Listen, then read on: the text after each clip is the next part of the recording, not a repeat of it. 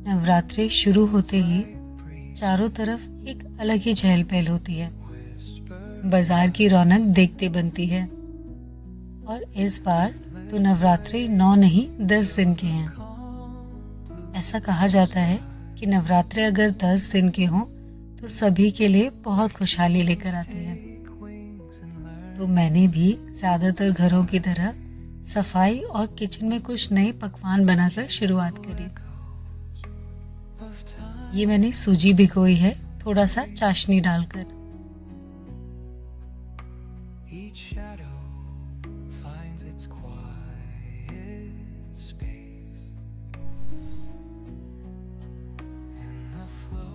आज मैंने किचन और लिविंग रूम साफ करने का सोचा है। अगर घर के काम को हम थोड़ा थोड़ा रोज एलोकेट करें तो काम आसानी से भी हो जाता है और टेंशन भी नहीं होती।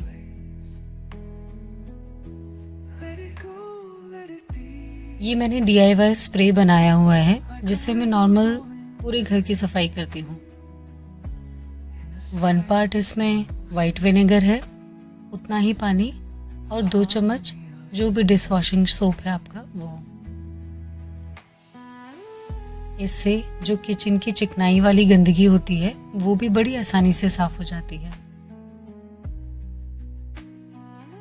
ये दोनों चिड़िया गैस के काफी पास हैं, तो इनको टाइम टाइम पर साफ करना जरूरी होता है। और अभी दिवाली की सफाई चल रही है तो अभी तो डीप क्लीनिंग बनती है। ये जो छोटी बर्ड्स हैं इनका ये जो स्टैंड है वो कैंडल स्टैंड है और दोनों क्योंकि गोल्डन कलर के हैं तो साथ में मुझे बड़े अच्छे लगते हैं।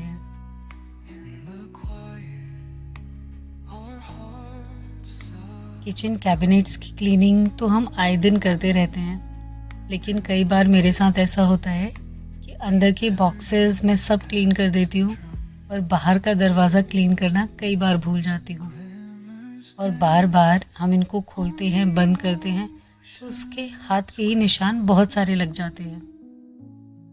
ये स्प्रे मैं रेगुलर यूज़ करती हूँ।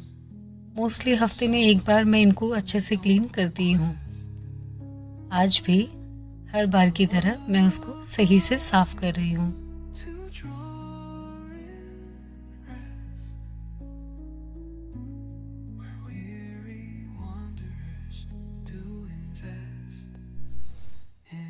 माइक्रोफाइबर के हैंकीज किचन क्लीनिंग में बहुत हेल्पफुल होते हैं।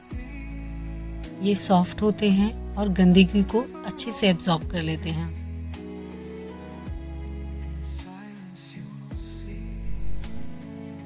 जितनी देर में मैंने किचन के सारे कैबिनेट्स क्लीन करे उतनी देर में दूध भी बॉईल हो गया। अब आई सिंक की बारी।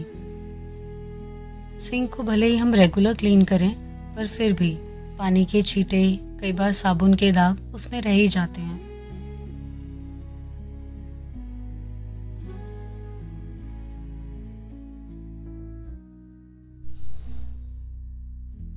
बर्तन धोने के लिए मैं जो लिक्विड यूज़ करती हूँ, किचन सिंक, टैप और उसके आसपास का एरिया भी मैं उसी से क्लीन करती हूँ। सिंक के आसपास की दीवारों में अगर टाइल्स लगी हों तो क्लीनिंग थोड़ा आसान हो जाती है।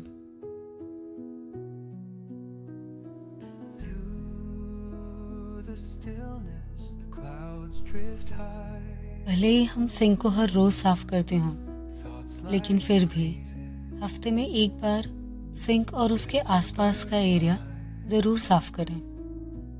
इससे छोटी मोटी जो गंदगी रह जाती है और अगर कोई पानी के दाग बन रहे होते हैं तो वो भी साफ हो जाते हैं और एरिया एकदम क्लीन और शाइनी रहता है।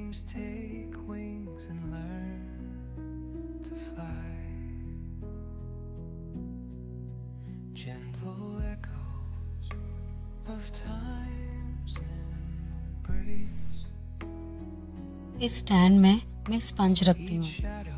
भले ही मैं स्पंज को डेली साफ करती हूँ पर फिर भी टाइम टाइम पर स्टैंड को भी साफ करना ज़रूरी होता है। स्टैंड के साथ साथ हैंड वॉश और विम लिक्विड की बॉटल भी मैं विम लिक्विड से ही क्लीन करती हूँ। इससे उसमें पानी के दाग भी नहीं रहते और अगर कोई गंदगी लगी है तो वो भी अच्छे से साफ हो जाती है।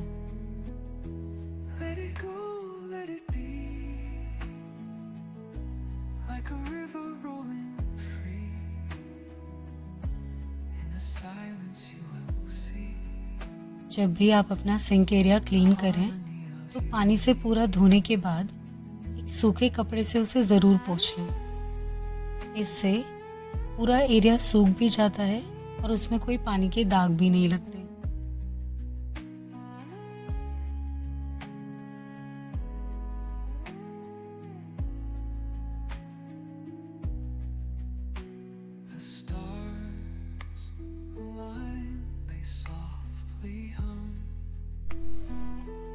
किचन की क्लीनिंग ऑल डन और इसके साथ साथ ही मैं विम लिक्विड को रिफिल भी कर रही हूँ ताकि मुझे अलग से इसके लिए कोई टाइम ना निकालना पड़े। सफाई के साथ साथ सारे अरेंजमेंट भी होते जाएं और त्योहारों के लिए मेरा किचन पूरी तरीके से तैयार हो जाए।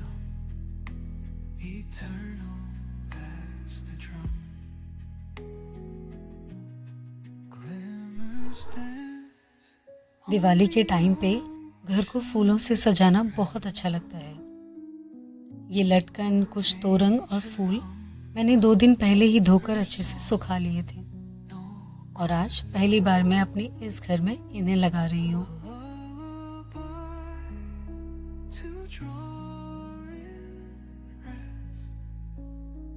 हम इंडियंस के घरों में जब तक फूलों की माला न लगे हमें घर घर जैसे नहीं लगते।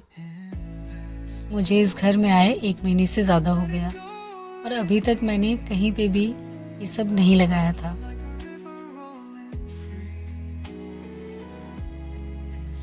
त्योहारों का बहाना ही सही, पर इसी बहाने हम अपने घर को सजा लेते हैं और एक ट्रेडिशनल टच दे देते हैं जिससे हमारे घर में 4 चांद लग जाते हैं।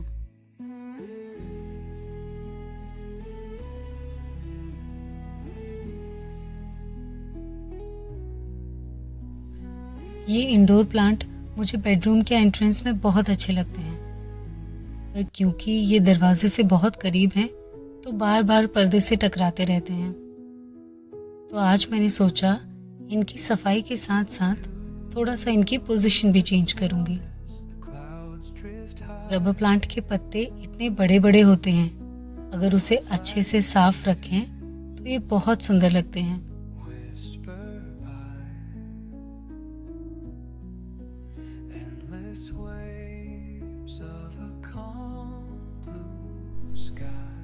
ज़रूरी नहीं है कि घर को एक नया लुक देने के लिए आप कुछ नया फर्नीचर या कोई नया डेकोरेटिव आइटम लें। जो एग्जिस्टिंग फर्नीचर है उसका सेटअप चेंज करके या जो एग्जिस्टिंग डेकोरेटिव आइटम हमने घर में रखे होते हैं या प्लांटर्स जो हैं उनकी पोजीशन चेंज करके हम घर को एक नया लुक दे सकते हैं। वैसे तो मैंने रिसेंटली इस घर में शिफ्ट किया है तो मुझे पूरा घर ही नया जैसा लग रहा है।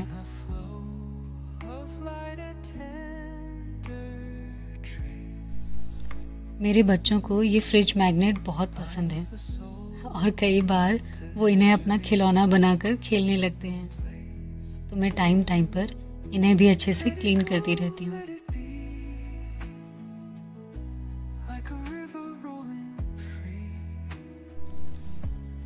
फ्रिज के अंदर की डीप क्लीनिंग तो हम करते ही रहते हैं, पर ज़रूरी है कि उसके बाहर और उसके टॉप का जो सामान है वो भी हम टाइम टाइम पर क्लीन करते रहें।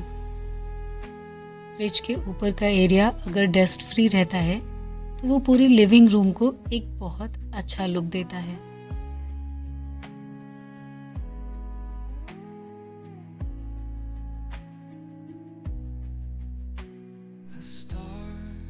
ये प्रिंटेड कॉटन कवर्स मुझे बहुत पसंद हैं। They give very decent look to the house.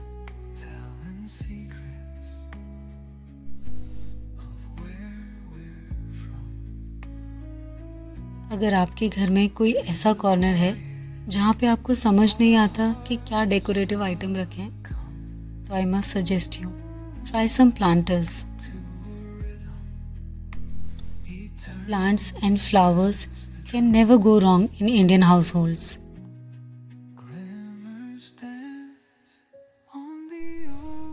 Living room की क्लीनिंग के बाद अब आई किचन में कुछ पकवान बनाने की बारी, लेकिन उससे पहले एक शॉर्ट ब्रेक तो बनता है।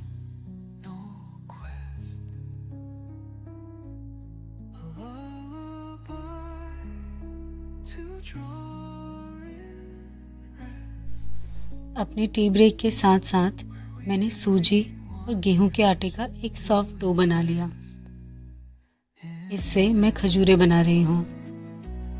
मेरी दोनों बेटियों को खजूरें बहुत पसंद है, लेकिन हाँ, दोनों को अलग अलग शेप की।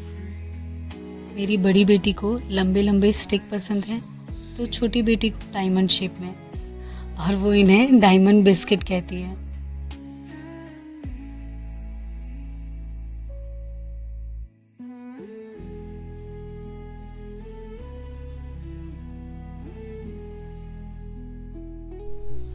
मैं अपने बच्चों को किसी भी तरह का पैक्ड फूड नहीं देती, तो ये मेरे बच्चों का इवनिंग स्नैक है और क्वाइट फ्रीक्वेंटली मैं इसे बनाती रहती हूँ। मेरे दोनों बच्चे इसे चाय के साथ या दूध के साथ बहुत एंजॉय करते हैं।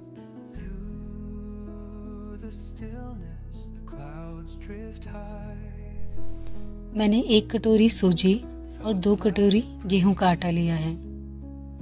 इतने डो से करीब 4 से 5 बैच बनेंगे और दिवाली तक के लिए मेरा इतना स्टॉक काफ़ी है।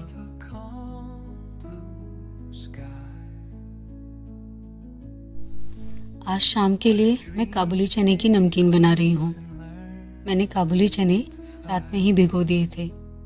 सुबह उसमें 1 सीटी लगाकर बेसन और सूजी के साथ घोलकर रख दिए।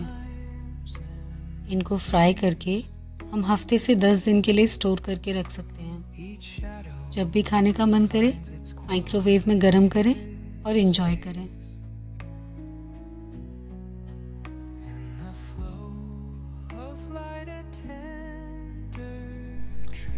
किचन में इस तरह की छोटी मोटी तैयारियां करने से त्योहारों का वक्त थोड़ा आसान हो जाता है। ना सिर्फ किचन में, अगर घर में भी हम चीज़ें सही जगह पर रखें, सही से ऑर्गेनाइज करके तरीके से रखें, तो घर साफ सुथरा और सुंदर लगता है।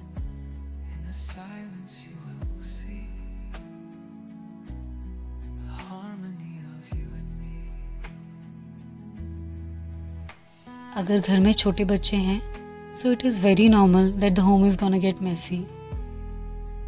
छोटे बच्चों को अगर कोई भी चीज़ सिखानी हो तो एक बार बताने से नहीं होता।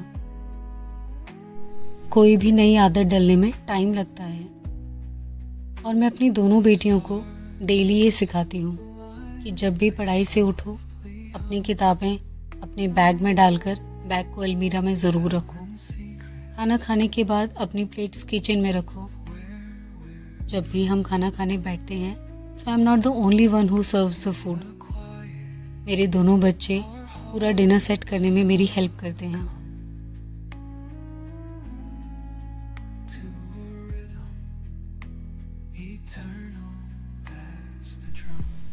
जब मेरे बच्चे छोटे थे तो मैं कुछ भी घर में नया सामान लाने से डरती थी कि बच्चे तोड़ देंगे या ख़राब कर देंगे, या जो उसका मेन पर्पस है वो नहीं हो पाएगा।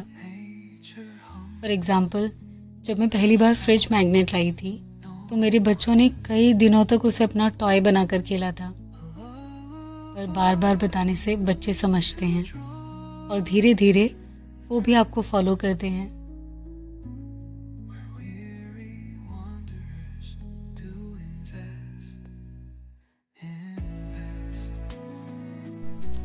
जैसे एक कर्टेन होल्डर।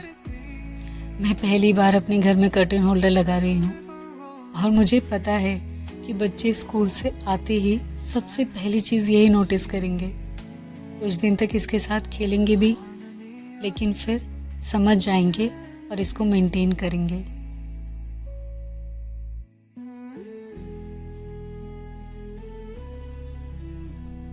ऑलमोस्ट पूरे घर की सफाई हो गई है। छोटा मोटा काम तो डेली चलता ही रहेगा, पर अभी एक बड़ा काम बचा है, और वो है मंदिर को डेकोरेट करना।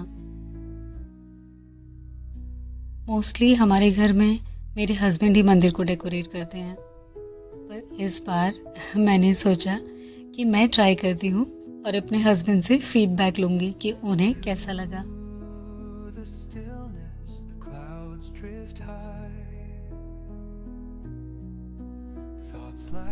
जब हम छोटे थे तो छोटी दिवाली के दिन सुबह सुबह असली गेंदों के फूल की माला बनाकर मंदिर सजाते थे। खैर, अब असली फूल तो इतने होते नहीं, लेकिन ये आर्टिफिशियल भी अच्छे लगते हैं।